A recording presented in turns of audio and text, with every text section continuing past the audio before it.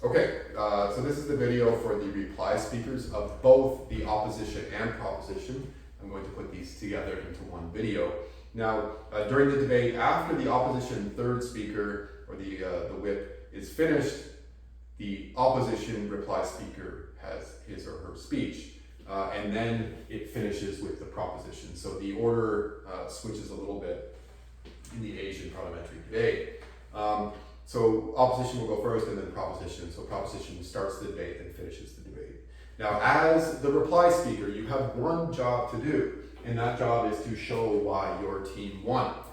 Please do not just rehash the ideas that your team has given. Don't just sit there and say, well, it's not entertaining, it's dangerous, and drug testing works. Thank you very much. No, do not just list what your team has said.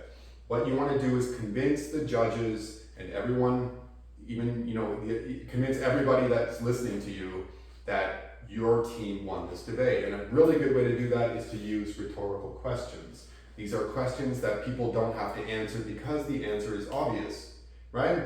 So if you said something like, Mr. Madam Speaker, would you want somebody, your family members to die of brain cancer because of PEDs? Right? They're gonna say no inside, right? As soon as you make them say no or yes, depending on if you want them to agree or disagree, you're already winning, right? You're already instilling that seed inside their brain saying, yes, I agree with this person, I agree with this person. So if you can do that, if you can do it well, it can really, turn the tide in your favor, and you can really, make them side with you. So I'm going to go ahead and do the opposition first, and then I will do the proposition reply speaker. Mr. Madam Speaker, I am the reply speaker for the opposition team. Do you think it's entertaining to watch someone who has simply injected drugs into their body, compete against people who are honest, people who are healthy, people who care about competitive spirit? Do you think that's entertaining? I think it's a joke, right? Clearly, entertainment involves, especially when we're talking about sport, entertainment involves passion and the ability to persevere against obstacles, not to look for a shortcut. And that's what PEDs are. They are a shortcut. When we talk about entertainment value, when we look at professional athletes who have taken PEDs in the past, people do not respect them. People don't want to see them. People want to see natural people doing great things. And I think we've shown that, and the proposition team has failed to show that. They've said that PEDs heighten entertainment. This is ridiculous. People don't want to see people like Lance Armstrong, frauds, cheats. Right? This is not what sports is about. And trying to claim that it might be healthy to take these drugs if doctors can manage it or regulate it. How many of these professional athletes do you think are going to follow their doctor's guidelines? I'll give you a number: 0. Everyone, as soon as these PEDs become commonplace and become legal, it will be, people will be free to do whatever they want, take as much as they want, because there's no way to check how much they're taking. And if you can sneak it a little more, you can make millions of dollars more. So people will be,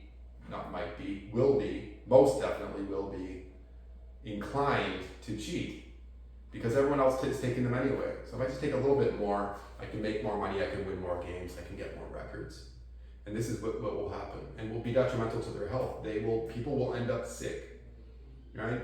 Let's say, in ice hockey, we have 500 of the best ice hockey players in the world in the top league.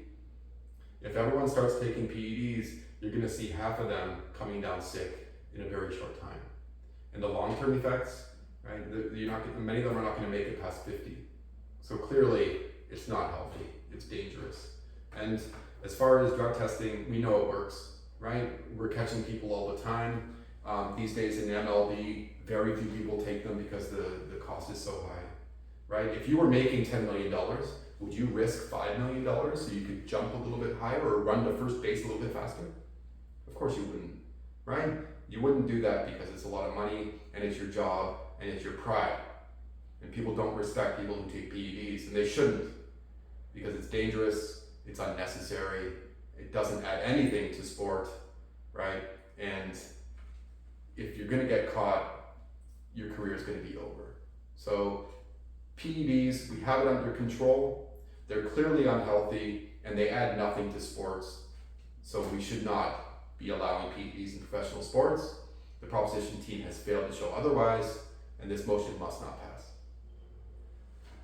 Okay, so now I'm going to move on to the reply speaker for the proposition. Mr. and Madam Speaker, do you remember where you were in 1998 when Mark McGuire and Sammy Sosa were hitting those home runs? I do.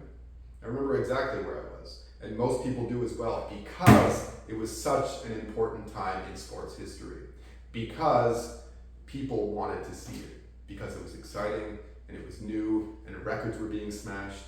And we could live this all the time if we allowed the safe use of PEDs as regulated by doctors.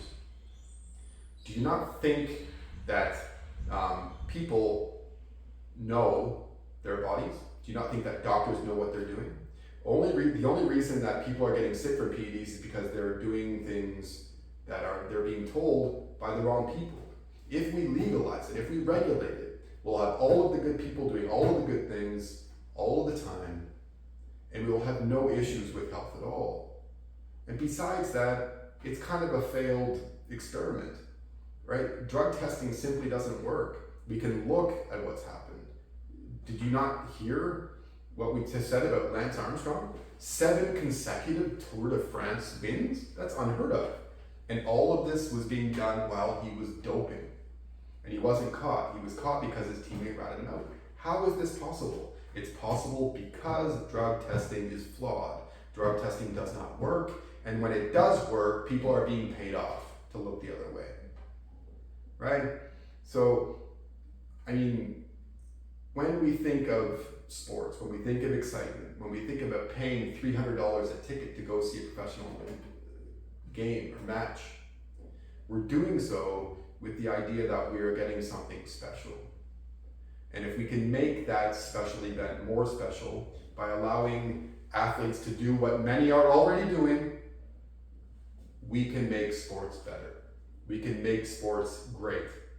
Mr. Madam Speaker, this motion must pass because people are already doing drugs, people will continue to do drugs, and if we level the playing field so everyone can do them safely, it will be a huge entertainment boost, and it will allow the competitive nature of sport to truly be seen. So this motion must pass, and we must allow PEDs in professional sports. Okay, so those are the reply speakers. It may have been a little bit long. You want to watch your time there. If you have any questions, you can leave them in the comments, or you can come see me, and we can talk about it.